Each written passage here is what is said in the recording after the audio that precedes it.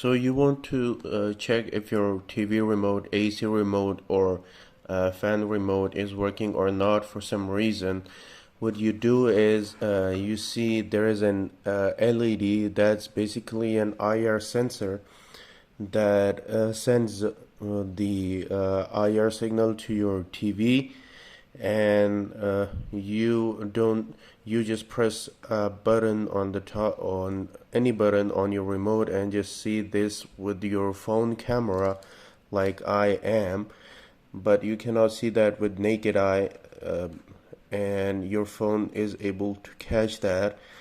And the same you can do with this fan remote. You can press any button like this, or whatever button I'm pressing, you could see that. So that's a cool trick to check your remote. So yeah.